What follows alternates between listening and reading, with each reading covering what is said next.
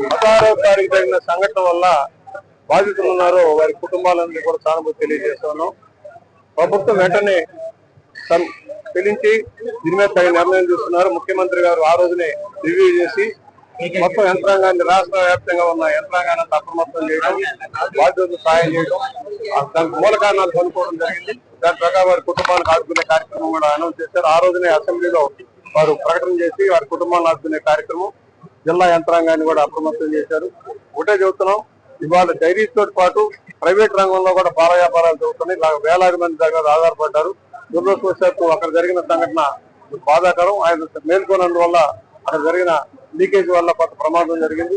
ఇక ముందు జరగకుండా రాష్ట్రంలో చర్యలు తీసుకోవాలి. మా వార్డు సజెషన్ చేసేది ఏంటంటే, ఆధారంలో గతంలో క్యాన్లు కానీ, మోటార్ సైకిళ్లు కానీ, చిల్లింగ్ సెంటర్ కానీ ఇచ్చాం, మళ్ళా ఇవ్వాలని సరైన ప్రొఫైల్ తో కూడుకున్న చిల్లింగ్ బాక్సులు ఇచ్చి రాష్ట్రంలో, ఎందుకంటే ప్రైవేట్ రంగం కూడా ఉండాలి, ప్రైవేట్ సరఫరాదారులు ఉంటారు కనుక ఇక ముందు ఇలాంటి సంఘటన జరగకుండా చర్యలు తీసుకోవాలని మేము కోరుకుంటా ఉన్నాం.